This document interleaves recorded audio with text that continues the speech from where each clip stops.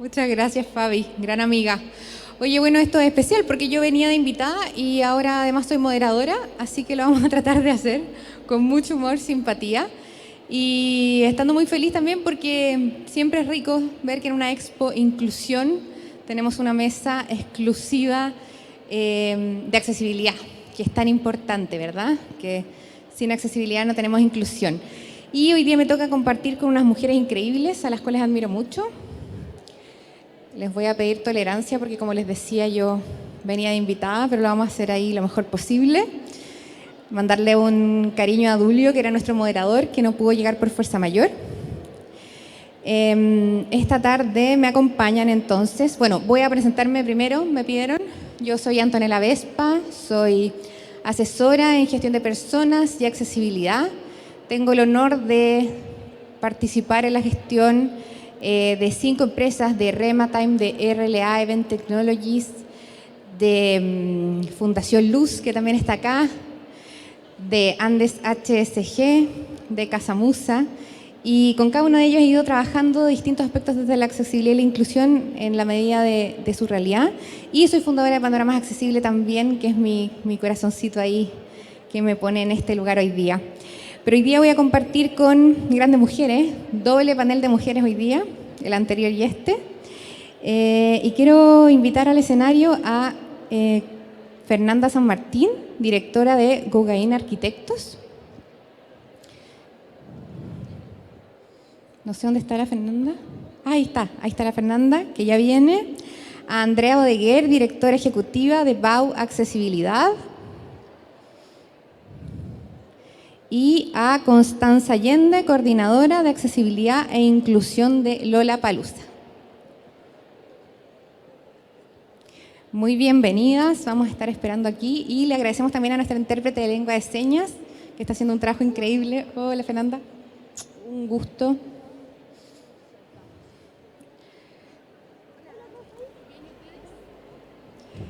Solo nos faltaría la Andrea entonces, para empezar.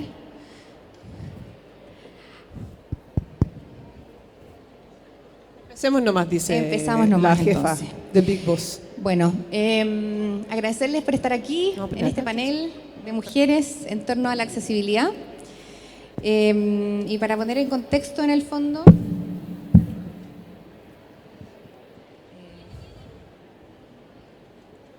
¿viene la Andrea? Bien, Andrea. Ya.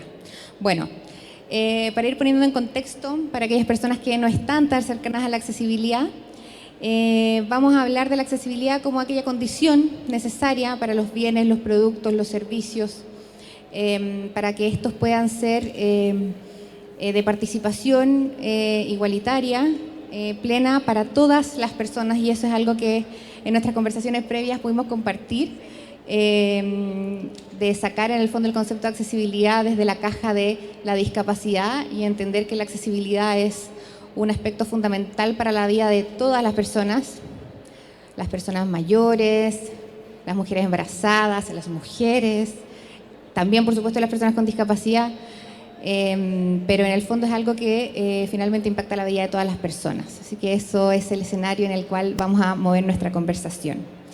Y sigo esperando a la Andrea entonces. Eli. Vamos a partir con la primera pregunta y partimos por la Fernanda y así la última, si no sigo yo, bueno, pero en fin. Como voy a estar de invitada y moderadora, voy a ir contestando y participando, pero lo vamos a hacer así entretenido. Bueno, la primera pregunta que me gustaría que pudiésemos compartir y que creo que es fundamental desde la experiencia de cada una de ustedes, que es vasta, es ¿cuál es el diagnóstico general que hacen desde esa experiencia respecto al desarrollo que ha tenido la accesibilidad a nivel de país? Fernanda, si pudieses empezar. ¿Me puedes repetir la pregunta? No, no es broma. Buenas tardes a todos. Un diagnóstico. ¿Qué pasa hoy día? Yo creo que hay hartas deficiencias, partiendo porque yo siempre digo, pastelero sus pasteles.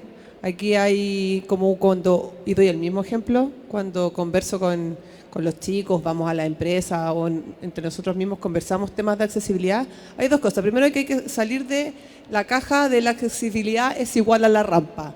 La accesibilidad hoy día es todo.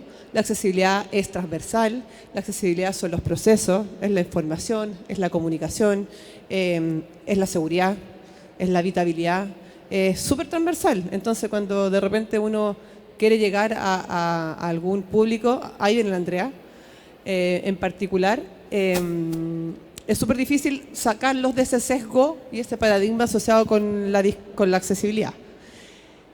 Y en temas de diagnóstico estamos súper en pañales todavía porque seguimos estando en la caja y nos salimos del concepto de la rampa que recién les decía. Hoy día la accesibilidad es el camino a la inclusión social, accesibilidad es participación, accesibilidad es igualdad de oportunidades y si no lo abordamos desde lo integral, desde que son varios momentos, es bien difícil poder avanzar, ¿ya? Más en temas de inclusión laboral, que yo escuchaba el panel anterior, y las deficiencias en inclusión escolar.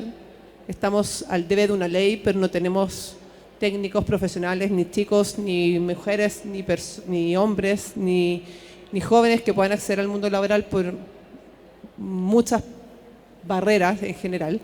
Entonces esto como un círculo, al revés de lo virtuoso, es un círculo vicioso, que parte desde la accesibilidad desde temprana edad. Entonces, y los diagnósticos, claro, cuando hablaba de pasteleros, sus pasteles, tiene que ver con eso, lo importante que tenemos de las profesiones poder aportar en esta materia desde la expertise y desde un poco el conocimiento y la experiencia.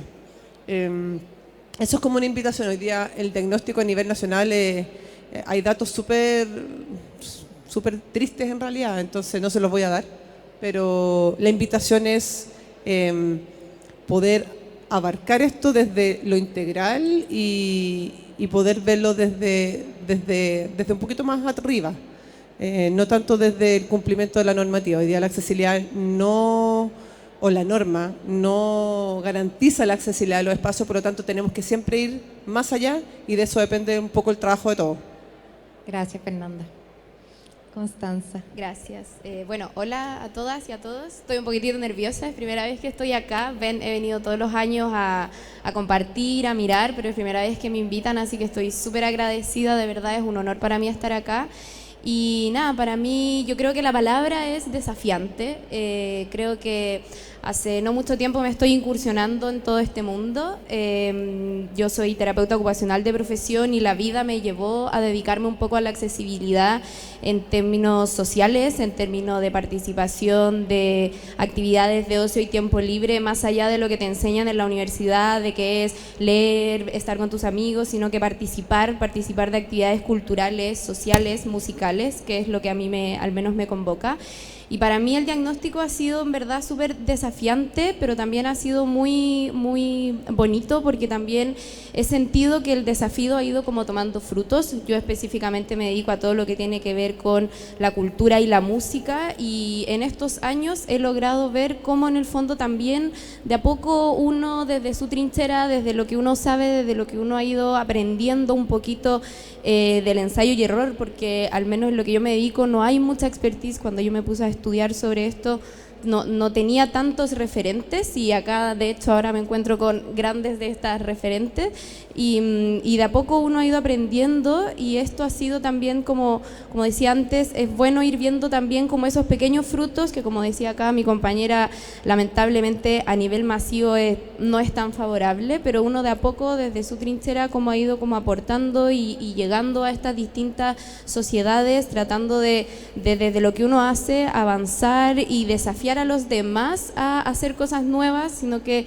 en el sentido como hagamos esto, no importa, quizás nos vamos a equivocar, pero hagámoslo, y es ahí a donde yo llevo la palabra desafío, porque en el fondo creo que desafía también a otras personas a atreverse un poco, porque creo que hay un miedo, la gente dice no, pero así lo hacemos, nos van a criticar, pero es que mejor no, veamos cómo le hacemos la entrada por allá, no, sino que desafiémonos, veamos, intentémoslo, equivoquémonos y veamos cómo cómo reacciona, entonces creo que al menos mi diagnóstico va por ahí, como al desafío. Creo que hay mucho que hacer todavía en accesibilidad universal, hay mucho que hacer en inclusión, pero creo que ir desafiándose a uno misma y también a las personas que están a tu alrededor, con las personas que uno trabaja, nos ha llevado también a ir avanzando de a poquitito, un poquitito más, y espero que, ojalá en no muchos años, podamos ir también como ya avanzando más en ese sentido. Gracias, Constanza. Andrea, ahora sí, bienvenida con su compañera también, que le damos la bienvenida, la Ramsey, en este panel muy especial. Bueno, Ramsey les dice hola, viene aquí de compañía, pero solamente para no quedarse en su casa, así que muy contenta. Y muchas gracias por estar acá. Yo me quedo con un poco lo que hablan ustedes. Cuando nosotros partimos en Accesibilidad Universal, que fue hace como 20 años, siempre digo que nos adelantamos 10 o 15 años a lo que hoy día está pasando. Por lo tanto, lo que nosotros visionamos era esto, de que empresas descubran que a través de la oportunidad que da la accesibilidad en cualquier tema se pueden hacer cosas y entregan oportunidades de distintas formas a las personas. Y si este panel habla de actividades sociales y laborales, justamente de eso se trata, como dar esas oportunidades para que pasen las cosas. Y de estos 10 o 15 años de adelantado que llegamos como al mercado, por así decirlo, porque nosotros desde BAO Accesibilidad llevamos muchos años trabajando en esta temática. También rescato un poco lo que tú decías, Constanza, de equivocarse. Nosotros nunca le hemos pedido permiso a nadie, nos hemos ido equivocando, no sé si equivocando tanto, pero sí corriendo la barrera. Entonces, cuando hay cosas que no se hacían, nosotros las hicimos, y siempre vamos un poquito más adelante y vamos empujando a que las empresas, las instituciones, las personas, las organizaciones puedan descubrir que hay más allá, no solamente esta ruta accesible, no solamente esta rampa, no solamente, o sea, hay miles de cosas. Eso es solamente una forma para poder llegar a la actividad que queremos hacer. O sea, un concierto o una actividad así necesita de elementos, pero esos elementos no hacen la inclusión la hacen las personas, no el tema del entorno. Entonces, de alguna manera con eso me presento. Muchas gracias, Andrea. Bueno, yo estoy muy de acuerdo con las tres, la verdad. Me siento muy representada por la Constanza también, que decía un poco como estamos las dos sentadas acá con estas dos mujeres. Yo he tenido la oportunidad de ser alumna de las dos, así que la verdad es que mi visualización del diagnóstico tiene que ver con que, en definitiva, creo que falta mucho. Creo que no es bueno sentarnos a sentir que ya lo hicimos todo o que avanzamos mucho, porque a veces creo que eso nos deja conformistas, ¿no? Y creo que para mí la base es que tiene que existir, no es de un espíritu negativo, pero creo que es necesaria mayor fiscalización, creo que es necesaria la mantención. Me pasa mucho ver infraestructuras que están correctamente probablemente implementadas en su origen, pero que la mantención y la administración de estas no es adecuada porque las personas que la administran no fueron capacitadas para ello, que es algo de lo que vamos a hablar también. Y también creo que mucha empatía. Creo que la accesibilidad para mí tiene dos aspectos que son fundamentales, uno que es la empatía y el otro la innovación. Creo que me gusta mucho esto como de que podemos crear tantas cosas como nuestras mentes nos permitan en pro de poder hacer que los espacios, los ambientes, los servicios puedan en el fondo ser para todas las personas. Así que yo creo que en global hay mucho desafío y, como decía la Constanza, creo que era, no sé si era valiente en la palabra, pero era como que había que finalmente tener coraje para poder enfrentar este escenario. Siguiendo con la segunda pregunta, les quiero preguntar ¿qué iniciativas destacarían cada una de ustedes en relación a la accesibilidad en entornos tanto sociales como laborales, que es lo que hoy día nos convoca? Ya sea iniciativas que hayan visto o las que ustedes mismas han trabajado desde sus labores, organizaciones. Además, ustedes tienen todo un vasto currículum, así que han hecho cosas distintas, así que creo que nos pueden aportar muchísimo desde ahí.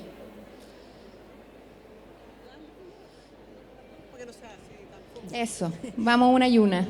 Mira, nos la turnamos. pregunta, yo soy bien matea. La pregunta dice iniciativas. Iniciativas, ¿ya? No proyectos, ni exactamente. cosas concretas. No, iniciativa. Fíjate que de las cosas que quizás no van a estar muy de acuerdo, pero yo creo que se ríe la cara. Yo creo que es súper políticamente incorrecto lo que voy a decir, Tú dale nomás. pero que la cuota, yo era súper contraria a eso, pero que la cuota haya sido tan baja, finalmente nos ha puesto límite demasiado alto. O sea, el 1 es como el mínimo. Si hubiéramos dicho el 7, el 5, como en otros países, hubiera sido como siempre la excusa, no es demasiado. Entonces, como es el mínimo, no tienen cara para decir nada las empresas que están, que no se suben al carro. Y las que se han subido al carro, que son las que están acá y muchas más, pueden demostrar que lo pueden hacer bien para seguir avanzando.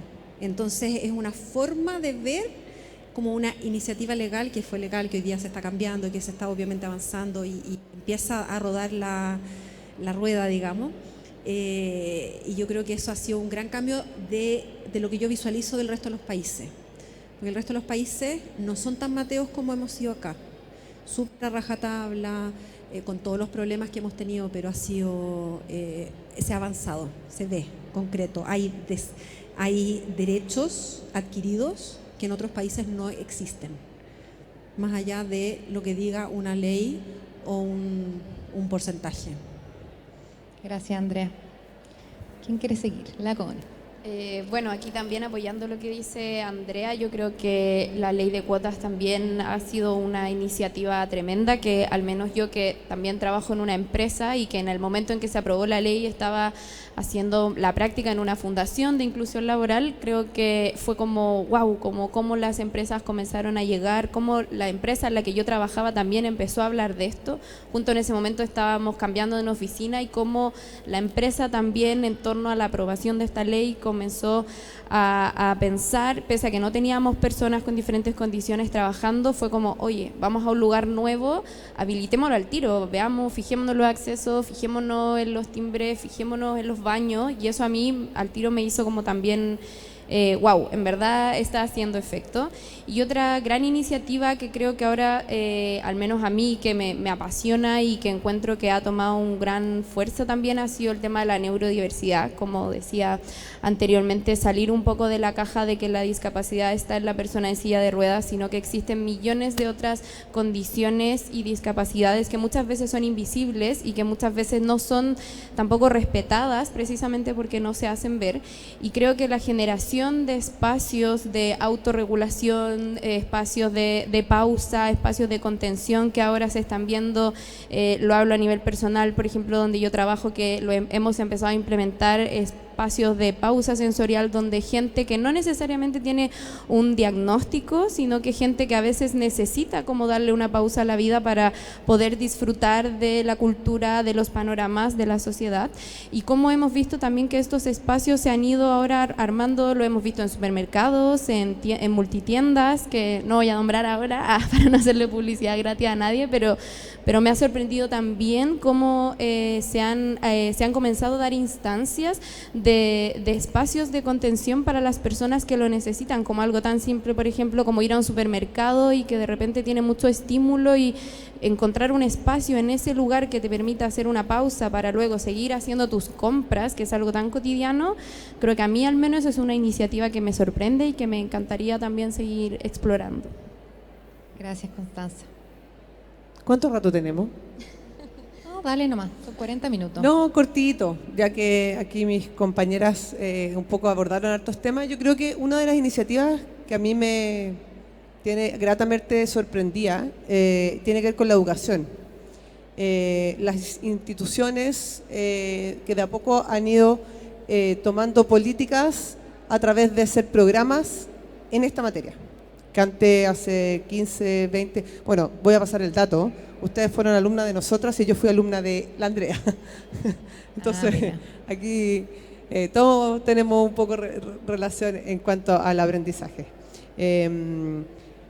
Y que las universidades, que existan programas relacionados, eso sí habla muy bien de que estamos abordándonos o estamos teniendo alguna conciencia para poder mover un poco más la aguja entre todos, porque es bien complejo lo que estamos tocando, más lo que tiene que ver con la accesibilidad propiamente tal. Hay un montón de sesgos y paradigmas asociados, entonces cuando uno va a una empresa es muy distinto poder hablar con el CEO que tiene alguna relación directa con la discapacidad a alguno que en realidad nunca lo ha visto. Y ahí un poco todos los que estamos en el mundo estamos como medio profetizando las buenas prácticas y a salir de esos paradigmas y sesgos asociados al tema a la discapacidad, a las personas con discapacidad, al tema de la accesibilidad propiamente tal. La accesibilidad es súper mal vista, entre comillas, y cuesta aún mover esa aguja para que salgan de esa caja y podamos verlo de una manera mucho más amplia. Pero hoy día me voy a quedar un poco con el tema de programas de las universidades, en las mismas empresas, se están poniendo ya más, entre comillas, independiente de la ley de inclusión laboral, se están poniendo más pro a poder capacitar a los profesionales, a poder entender de dónde viene esto, a poder darle un poco un valor agregado de que hay un cumplimiento, valga la redundancia, pero tenemos que ir un poco más allá que eso. Y el aprendizaje, el aprender, el enseñar, el capacitar, el que existan estos temas que se estén tocando en las universidades, que hace 20 años nadie los tocaba, ya es un avance. Y eso lo valoro como dentro de las iniciativas en esta materia. Buenísimo, muchas gracias, Fernanda. Bueno, a mí me pasa que viniendo desde la gestión de personas en el mundo de la tecnología y particularmente del mundo del rental audiovisual en RLA, ha sido muy rico ver como desde este proceso personal de adquirir la accesibilidad como aspecto profesional, el cómo empezó a ser tema la accesibilidad en los eventos, ¿no? Hoy día estamos en un evento que nos convoca desde la inclusión, por ende hay aspectos que están incorporados, pero muchas veces hay eventos que no tienen temática vinculada y que hoy día los clientes sí están considerando. Hoy día tenemos intérpretes de lengua de señas, subtitulados, mucho tema también con el idioma, ¿no? El tener distintas alternativas de idioma para las personas que asisten a los eventos, y eso a mí me pone muy orgullosa que hoy día en RLA lo podamos tener dentro de nuestro portafolio. Creo que es un aspecto a considerar para cualquier organización que se dedique a hacer eventos, más allá si la temática es o no de inclusión, que sea un estándar generalizado. Y concuerdo también en el tema de la educación. Me ha tocado mucho ver el trabajo de la Fundación LU en ese sentido, todo el trabajo que se hace de capacitar a los docentes de otras instituciones para poder, en el fondo, recibir a nuestros alumnos con la mejor infraestructura y con las mejores condiciones para, como decían en el panel anterior, no sea como saliste de un rancho, pasaste a otro y que veas quién se hace cargo, sino que haya un camino, que haya una ruta que sea amorosa y que finalmente te acompañe en todo este proceso vital que es tan fundamental como la educación. Así que esas son como iniciativas que yo destacaría. Y, perdón, pero tengo las preguntas en el celular, así que ya. Vamos con la tercera pregunta. Ahora empieza la Connie, ¿te parece? Genial. La tercera pregunta es: ¿qué rol le otorgan a la formación en accesibilidad para generar cambios necesarios en el ámbito social y laboral? Bueno, yo creo que este rol es clave. O sea, lo digo como persona natural que, no sé, creció viendo televisión, no sé, los matinales, que mi mamá, mi abuela veía televisión y nunca escuché hablar de accesibilidad en la tele. Después me formé como profesional y pese a que tuve ramos de accesibilidad universal, o sea, considero que para mi profesión, que es fundamental en la inclusión, tampoco haber tenido tantos ramos que me hablaran, que me enseñaran de habilitar espacios, por ejemplo, accesibles, de cómo también fue, me sorprendió muchísimo cuando me empecé como a dedicar un poco a esto, a cómo había tenido tan poca formación, siento que estudié una carrera en torno a la inclusión. Y después cuando me empecé a dedicar a esto como en el trabajo y todo esto, a los festivales y conciertos, como también existía poco material, como también existía poco material no solo acá en Chile, sino que universalmente. Tuve como que agarrarme de otros festivales y cosas, pero de verdad como buscar con pinzas.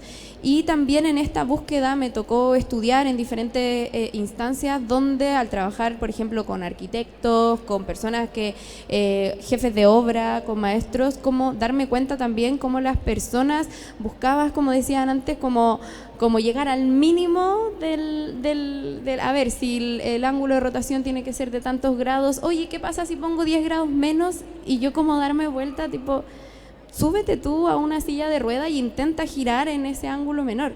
Entonces encuentro que el rol de todas la educación y la formación de profesionales en torno a la accesibilidad, no solamente profesionales que se dedican a la inclusión, sino que en todo ámbito es fundamental para que el día de mañana podamos crear entornos accesibles sin la necesidad de que tenga que venir una persona y tú digas, oh, no me da el ancho de la puerta, uy, la rampa no estaba para que la persona pudiera subir.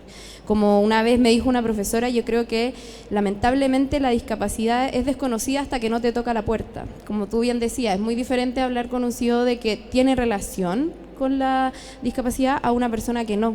Entonces creo que por eso la formación de profesionales y cómo nosotras también logramos como compartir este conocimiento, ayudar a la formación de nuevos profesionales que no necesariamente se dediquen a la inclusión, pero que podamos como dejar un poco de este conocimiento en ellos, es fundamental para seguir generando sociedades inclusivas y que partan con base de construcción en torno a la accesibilidad universal. Gracias, Connie. ¿Quién quiere seguir? ¿Andrea? Que me perdí con la pregunta con la Connie. Tranquila, te la repito. ¿Qué rol le otorgan a la formación en accesibilidad para generar los cambios necesarios en el mundo laboral y social? A mí me parece medio insólito que todavía no existan, no sé, la Andrea me puede refutar o decir que sí es.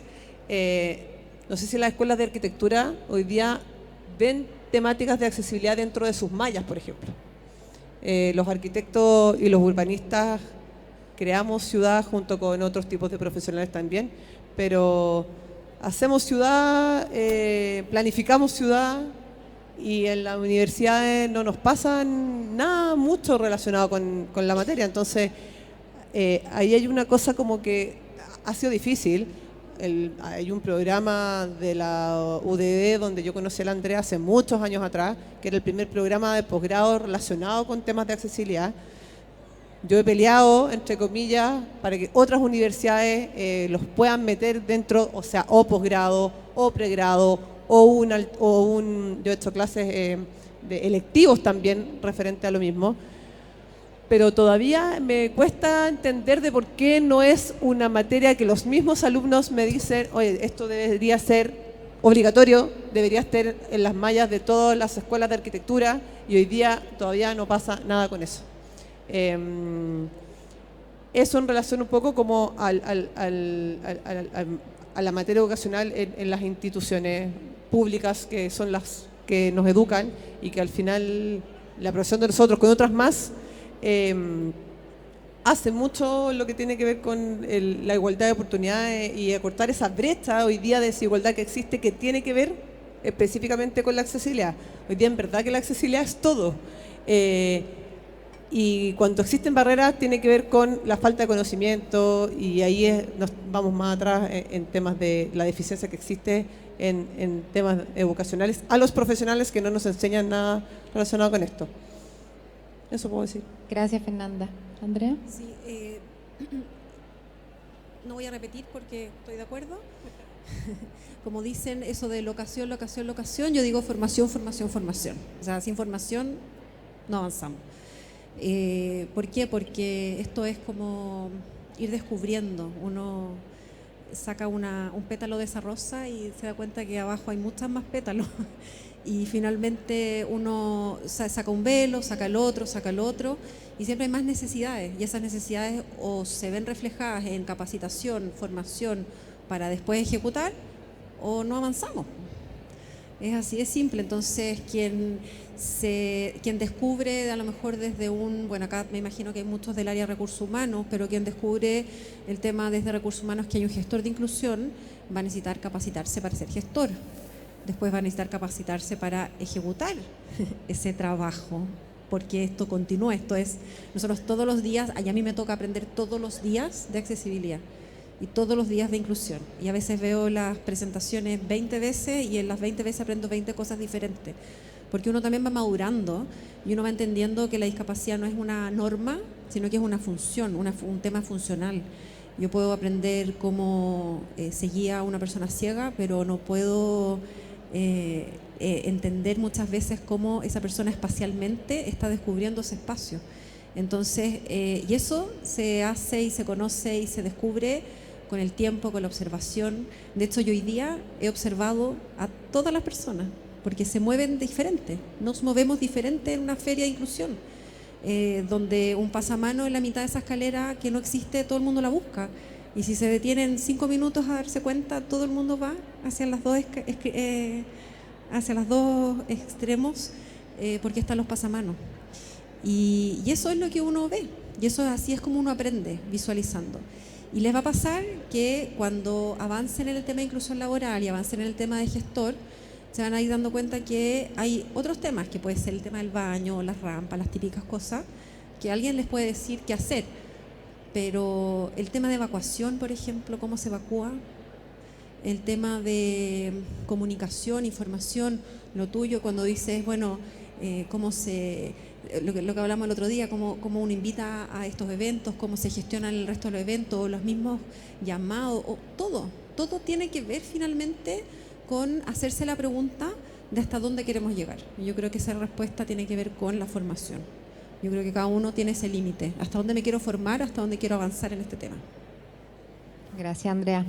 Bueno, yo estando muy de acuerdo con las tres también, creo que solo para agregar sumaría que gracias a las leyes recientes de nuestro país estamos muy como enfocados en tener gestores laborales que se capacitan y que por supuesto reciben formación en accesibilidad. Sin embargo, a mí también me ha tocado ver el rol de cómo capacitamos en accesibilidad al resto de la organización. Porque no basta con que la persona de recursos humanos, de gestión de personas, tenga nociones de accesibilidad. En el caso de nosotros, como mencionaba, esta parte es parte de nuestro portafolio. Yo tengo que explicarle a los ejecutivos comerciales, a los coordinadores de proyectos, qué significa el subtitulado, qué significa el intérprete de lengua de señas. Y en el fondo eso también va empapando a una organización, no solo de cara a su cliente interno, sino entender que la accesibilidad no solo tiene que estar bajo la ley de inclusión para, en el fondo, las personas que nos colaboran dentro de la organización, sino que también en el servicio al cliente.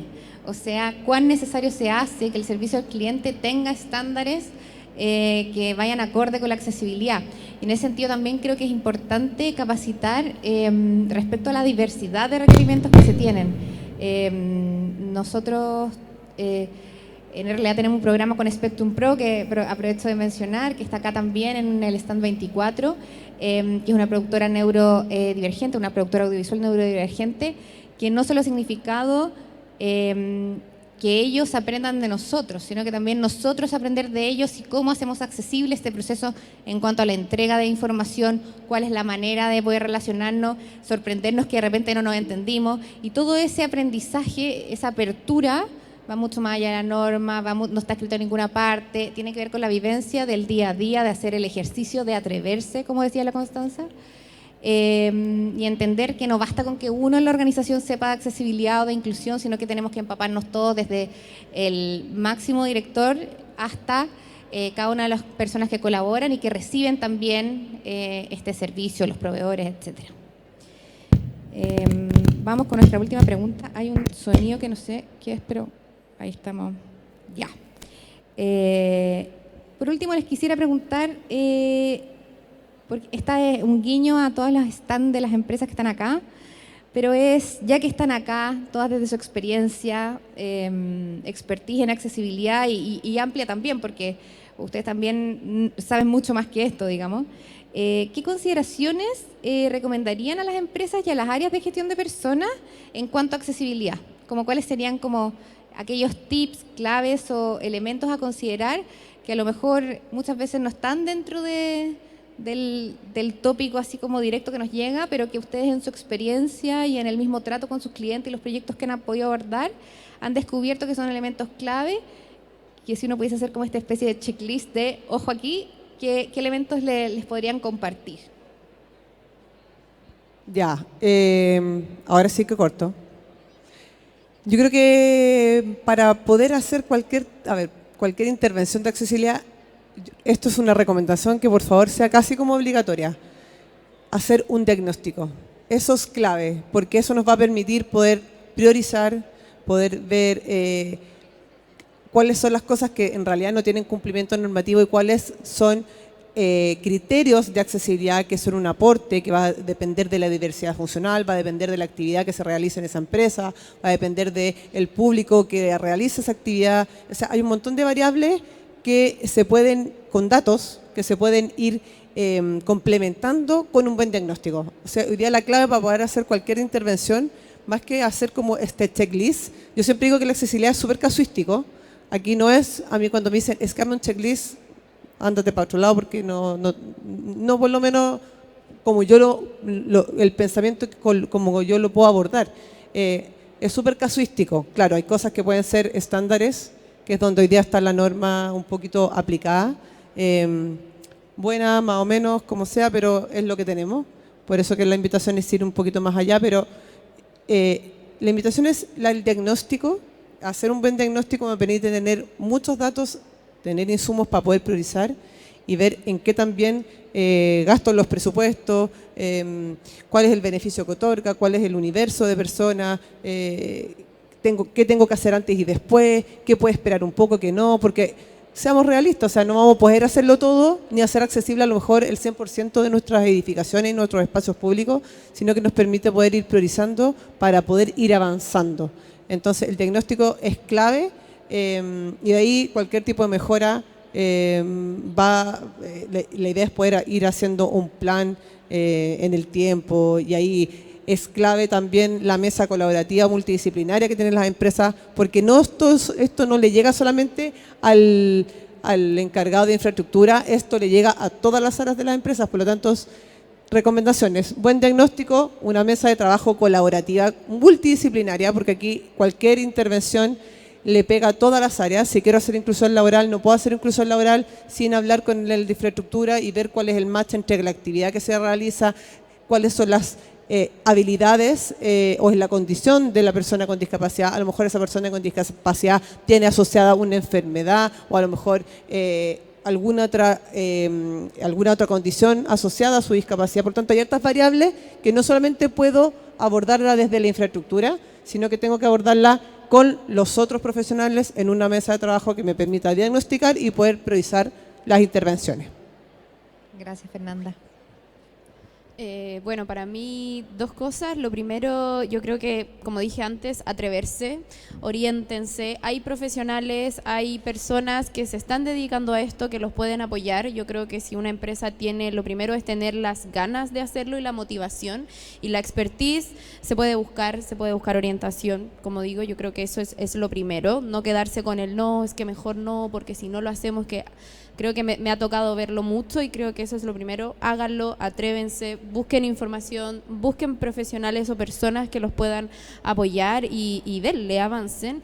Y lo otro, yo creo que quizás sumado hasta a la idea del diagnóstico, que creo que es clave para comenzar a hacer un proceso de inclusión laboral, es también hablar como de esto mismo, quizás una cadena de accesibilidad. Considerar que la persona no es solamente la persona en el trabajo, sino que hay un detrás para que esa persona llegue. No es lo mismo pensar que, por ejemplo, yo, persona caminante, llego a mi trabajo que me demoro 40 minutos versus otra persona que, por ejemplo, tiene otra condición que le va a tomar más tiempo. Entonces yo creo que también es muy importante no solo ver a la persona en el trabajo, sino cómo esta persona se desarrolla, cómo es su traslado a la casa, cómo yo como empresa también puedo apoyar a la persona en este sentido para que llegue a su trabajo de buena manera y sea un agrado llegar a su puesto de trabajo y no un desafío todos los días, lo mismo que al irse.